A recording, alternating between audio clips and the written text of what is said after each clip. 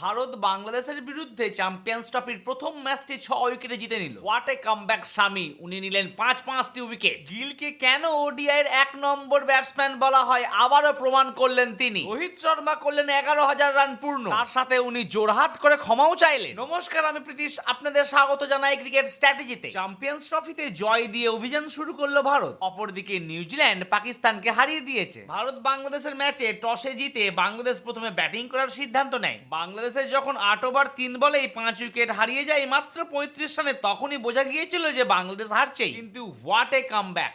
হৃদয় করলো 100 রান আর তার সঙ্গে দিল যে আলী, উনি করলেন 68। এর সুবাদে বাংলাদেশ করলো 228 রান। দেখতে পেলাম আমরা অসাধারণ বোলিং মোহাম্মদ শামির। আইসিসি ইভেন্টে ভারতীয় বোলারদের মধ্যে উনি সর্বপ্রথম হলেন যিনি বেশি উইকেট নিয়েছেন। তার সাথে সঙ্গ দেয় হর্ষিত রানা। বুঝতেই পেরেছেন নতুন ম্যাচ মানেই তার 3টি উইকেট। রোহিত শর্মার ভুলের জন্য আকসার প্যাটেলের হ্যাটট্রিক হয়ে গেল miss.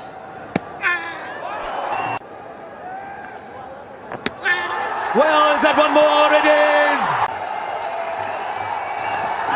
Oh, the catch is put down! What have you done? Rohit Sharma, such safe hands, the ball.